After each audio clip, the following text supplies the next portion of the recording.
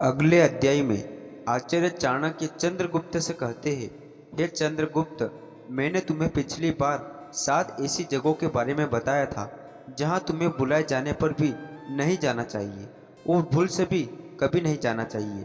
लेकिन आज मैं तुम्हें 7 ऐसी जगहों के बारे में बताऊंगा जहां तुम्हें कोई ना बुलाए तब भी जाना तुम्हारा कर्तव्य है, तुम्हारा फर्ज है और तुम्हारा धर्म भी है। इन जगहों पर हर हाल में जाना चाहिए और वह शामिल होना तुम्हारे लिए अत्यंत आवश्यक है। यह 7 स्थान ऐसे हैं जहाँ बिना बुलाए जरूर जाना चाहिए। मैं तुम्हें आज इन बातों के ज्ञान दूंगा और समझाऊंगा। हे चंद्रगुप्त, यह बातें तुम्हारे जीवन भर काम आएगी, इसलिए मेरी बातों को ध्यान से सुनो क्योंकि यह अनमोल है। नमस्ते दोस्तों, हमारे चैनल में आपका हार्दिक स्वागत है। मैं हर दिन आपके लिए चाणक्य नीति और जीवन नीति के आधार पर प्रेरणादायक और ज्ञानवर्धक बातें लेकर आता हूँ। यदि आपको हमारी यह वीडियो पसंद आए तो सबसे पहले कमेंट बॉक्स में चाणक्य नीति लिखें और हमारे चैनल को जरूर से सब्सक्राइब करें ताकि हमारी हर नई वीडियो सबसे पहले आप तक पहुँचे। साथ ही बेल आइकन दबाना बिल्कुल ना भूलें। तो चलिए आज की वीडियो को शुरू करते हैं। पहले जगह, भाई या मित्र की पुत्री का विवाह। हे चंद्रगुप्त, तुम्हें पता है भाई और मित्र दोनों ही जीवन में अपने होते हैं। भाई तो जन्म से रक्त बंधन से तुम्हारे साथ जुड़ा होता है, लेकिन मित्र वह जिसे तुम अपने आचरण, अपने व्यवहार और अपने स्नेह से अपना बनाते हो। यही कारण है कि मित्रता का बंधन कई बार रक्त बंधनों से भी अधिक गहरा और स्थायी हो जाता है। अब सोचो, जब भाई या मित्र की पुत्री विवाह हो रहा हो तब क्या यह उचित है कि तुम वहां ना जाओ, चाहे उन्होंने निमंत्रण भेजा हो या नहीं। वह अक्सर ऐसा है जहां तुम्हें बिना बुलाए भी अवश्य पहुंचना चाहिए, क्योंकि वह केवल एक सामाजिक कार्यक्रम नहीं बल्कि यह धर्म, परंपरा और संस्कारों से भरा हुआ है। यह एक यज्ञ है। कन्यादान को शास्त्रों में सबसे बड़ा दान माना गया है। मनुष्य चाहे कितनी ही संपत्ति दान कर दे, चाहे अनगिनत गोदान कर दे, किंतु कन्यादान का महत्व सबसे ऊंचा बताया गया है, क्योंकि यह केवल एक दान नहीं बल्कि यह एक परिवार के संस्कार और उसकी गरिमा का प्रतीक है। जब भाई या मित्र अपनी पुत्री को विदा करता है तो उसके हृदय में अनेक भाव उमड़ते हैं। गर्व, पीड़ा, प्रेम और आशा। ऐसे समय में तुम्हारी उपस्थिति उसके मन को बल देती है। हे चंद्रगुप्त, याद रखना, जीवन में एक व्यक्ति अकेले नहीं जी सकता। जब सुख और दुख बांटे जाते हैं तभी जीवन सार्थक होता है। जब तुम बिना बुलाए भाई या मित्र की पुत्री के विवाह में पहुंचते हो तो यह दर्शाता है कि तुम्हारा प्रेम केवल शब्दों में नहीं बल्कि कर्मों में भी जीवित है। तुम्हारी यह उपस्थिति उसके परिवार के लिए सल बनती है। सोचो, यदि किसी कारण से तुम्हारा और मित्र का संवाद बंद हो गया हो या भाई से दूरी हो गई हो, तो क्या इसका अर्थ यह है कि तुम उनके सबसे बड़े अवसर में भी उपस्थित रहो और ना रहो? नहीं, बिल्कुल नहीं। उस क्षण सारे मतभेद भुलाकर तुम्हें वहां पहुंचना चाहिए, क्योंकि पुत्री का विवाह केवल उसका नहीं बल्कि पूरे परिवार का और समाज का उत्सव होता है, एक स्नेह और विश्वास का प्रतीक। जब तुम बिना नियंत्रण के भी विवाह में पहुंचते हो तो यह संदेश जाता है कि तुम उस परिवार का सुख दुख सच में अपना मानते हो। यह विश्वास रिश्तों को गहराई देता है। समाज में भी यह देखा जाता है कि कौन व्यक्ति निस्वार्थ भाव से दूसरों के साथ खड़ा है। दो सामाजिक एकता का संदेह विवाह केवल दो व्यक्तियों का नहीं बल्कि दो परिवार का मिलन होता है। जब तुम वहां पहुंचते हो तो यह सामाजिक एकता को मजबूत करता है। तुम्हारी उपस्थिति को लोगों या एक एहसास कराती है कि समाज में कोई अकेला नहीं है। 3 धर्म और पुण्य का अवतार। शास्त्रों में विवाह समारोह में सम्मिलित होने को पुण्यकारी कार्य कहा गया है, क्योंकि विवाह एक यज्ञ है और यज्ञ में सम्मिलित होकर मनुष्य पुण्य अर्जित करता है। हे चंद्रगुप्त, यह मत सोचना कि तुम्हारी उपस्थिति केवल औपचारिक ही होगी। नहीं, तुम्हारा वहां पहुंचना उस परिवार के लिए एक आशीर्वाद के समान होगा। तुम चाहो तो अपने साथ एक कोई छोटा सा उपहार लेकर जाओ या केवल अपनी शुभकामनाएं ले जाओ, किंतु तुम्हारी उपस्थिति सबसे बड़ा उपहार होगी जब वरमाला डाली जाएगी, जब कन्यादान होगा, जब विदाई का भावुक क्षण आएगा, तब उस परिवार की आंखों चारों ओर अपनों को खोजेंगे। यदि ये तुम्हारे वहां देखेंगे तो उनके हृदय को सच्चा सुकून मिलेगा। अपनों के मंगल कार्य में सम्मिलित होना ही सच्चा धर्म है।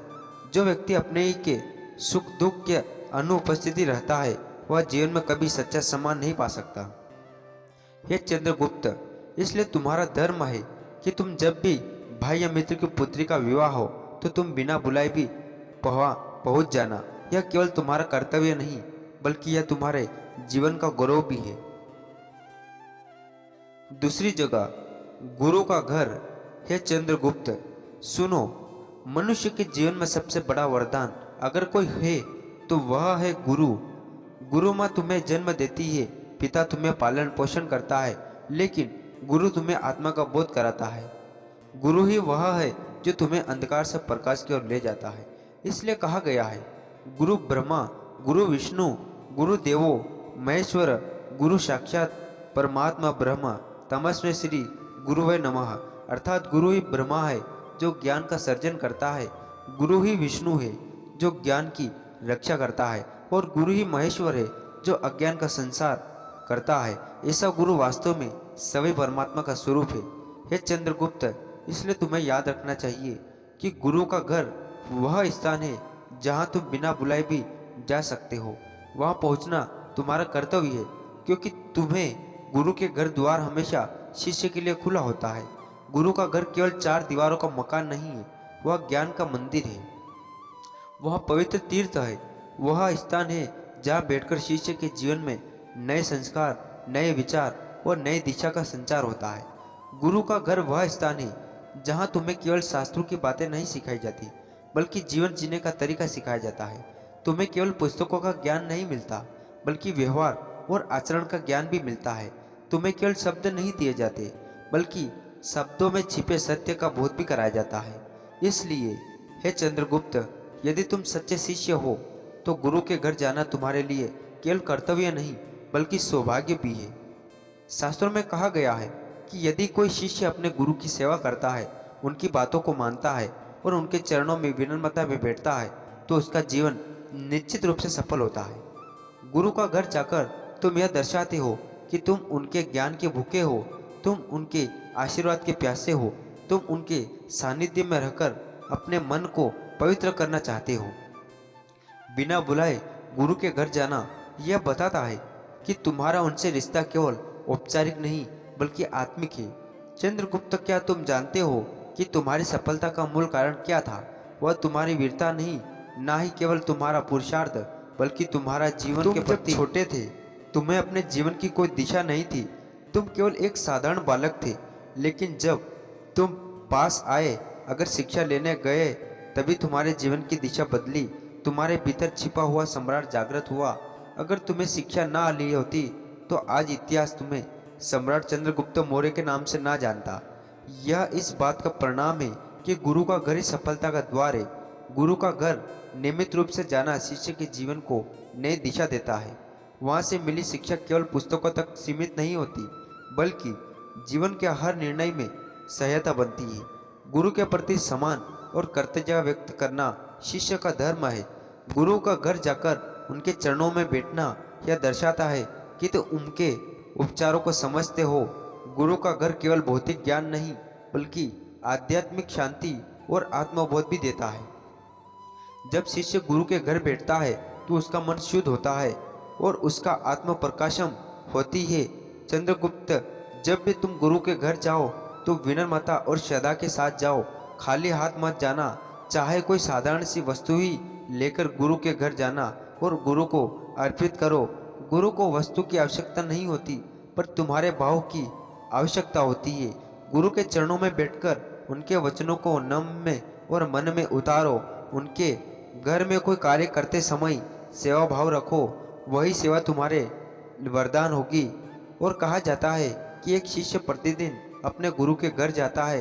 कभी वह भोजन का दाना लेकर जाता है, कभी जल का कलश। गुरु ने उनसे पूछा, वत्स, तुम प्रतिदिन क्यों आते हो? क्या तुम्हें यह विशेष शिक्षा मिलती है? शिष्य ने विनम्रता से उत्तर दिया, गुरुदेव, शिक्षा तो आप जब चाहे देते हैं, परंतु मैं आपके घर इसलिए आता हूँ कि मेरे मन को यह अनुभव हो कि मैं आपके पास हूँ, न आपके चरणों में बैठा हूँ। यह अनुभव ही मेरे लिए सबसे बड़ा ज्ञान है। गुरु ने शिष्य को आशीर्वाद दिया और कहा, वत्स, यह भाव ही तुम्हें जीवन में महान बनाएगा। हे चंद्रगुप्त, आचार्य चाणक्य कहते हैं, गुरु का स्थान देवताओं से भी श्रेष्ठ है। यदि जीवन में सही गुरु मिल जाए और शिष्य उसके चरण में रहे तो वह चाहे निर्धन हो, अनजान हो, वह भी एक दिन महान बनता है। तीसरी जगह सत्संग घर, जहाँ प्रभु का गुणगान हो रहा हो।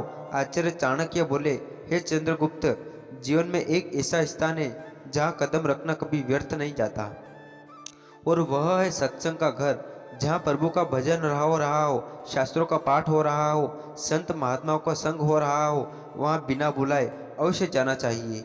यह स्थान तुम्हारे मन, आत्मा और पूरे जीवन को नई दिशा देता है। सत्संग का अर्थ है सत्य का संग। जब तुम प्रभु के नाम, उनके भजन और उनकी कथाओं के बीच बैठते हो तो तुम्हारे भीतरी मलिनता सवई धुलने लगती है। जिस प्रकार गंदे जल में डुबनी लगाने से शरीर अपवित्र हो जाता है, उसी प्रकार सत्संग में बैठने से आत्मा पवित्र हो जाती है।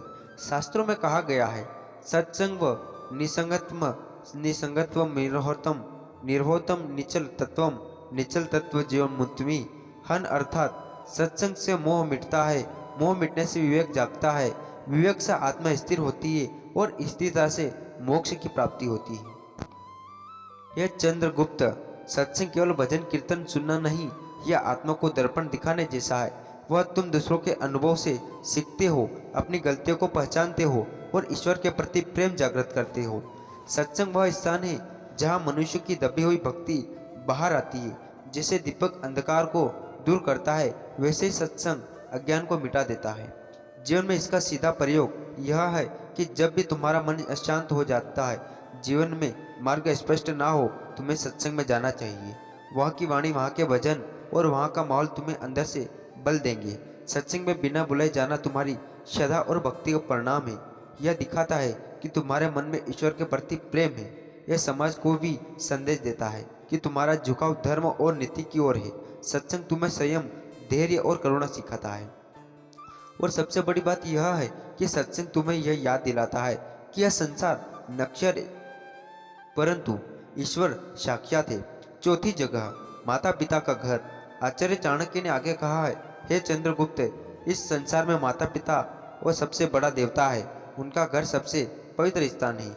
वहाँ बिना बुलाए बार बार जाना चाहिए, क्योंकि माता पिता का घर वह द्वार है जहाँ से तुम्हारा अस्तित्व शुरू हुआ है। शास्त्रों में कहा गया है, मार्त देवो भव पीर्त देवो भव, अर्थात माता को देवता मानो, पिता को देवता मानो। माता पिता के चरणों में स्वर्ग बसता है। वे तुम्हारे प्रथम गुरु हैं। उन्होंने तुम्हें जीवन दिया है, संस्कार दिया है, शिक्षा दी और कठिनाई से बचाया। माता पिता के घर जाना केवल एक सामाजिक कर्तव्य नहीं, यह आत्मिक कर्तव्य भी है। वहाँ जाने से तुम्हें आशीर्वाद मिलता है और आशीर्वाद से जीवन की हर कठिनाई सरल हो जाती है। माता पिता के घर बिना बुलाए जाना यह दिखाता है कि तुम्हारे हृदय में उनके लिए आदर और कर्तव्य जता है, और जीवन की हर सफलता के पीछे माता पिता की दुआ होती है। यदि उनका आशीर्वाद ना हो तो कोई भी उपलब्धि अधूरी है। इसलिए कहा गया है, जननी जन्मभूमि स्वर्गदपि गरियस माता, और जन्मभूमि स्वर्ग से भी बढ़कर। इसलिए हे चंद्रगुप्त, चाहे कितने भी व्यक्त रहो, माता पिता के घर बार बार जाओ, उनके चरणों को स्पर्श करो, उनकी सेवा करो और उनसे आशीर्वाद लो। यह तुम्हारा धर्म भी है और नीति भी। पांचवी जगह अपने सास ससुर का घर। आचार्य चाणक्य ने फिर कहा है, हे चंद्रगुप्त, विवाह केवल दो व्यक्तियों का नहीं बल्कि दो परिवार को मिलन है। विवाह के बाद सास ससुर का घर तुम्हारा दूसरा घर होता है। वहाँ बिना बुलाए जाना तुम्हारा धर्म है। सास ससुर तुम्हारी पत्नी के माता पिता है। यदि तुम उन्हें सम्मान दोगे तो यह तुम्हारे रिश्ते और गहरे करेगा। शास्त्रों में कहा गया है कि विवाह से बिना बना रिश्ता भी रक्त संबंध जितना ही पवित्र होता है। इसलिए ससुराल का घर केवल एक औपचारिकता नहीं है, बल्कि वह घर भी तुम्हारा अपना घर है। हे चंद्रगुप्त, जब तुम सास ससुर के घर बिना बुलाए जाते हो तो यह दर्शाता है कि तुम्हारे मन में उनके लिए आदर है और अपनापन है। यह रिश्तों को मजबूत करता है और परिवार में एकता लाता है। इसलिए हे चंद्रगुप्त, सास ससुर के घर बिना बुलाए अवश्य जाओ, उनकी सेवा करो, उनकी बात सुनो, उनका दिल जीत लो। यह तुम्हारे पारिवारिक जीवन की मजबूती की जड़ है। छठी जगह, अपने नाना का घर। आचार्य ने कहा है, हे चंद्रगुप्त, ननिहाल एक ऐसा स्थान है जहां तुम्हें सदा स्नेह और अपनापन मिलता है।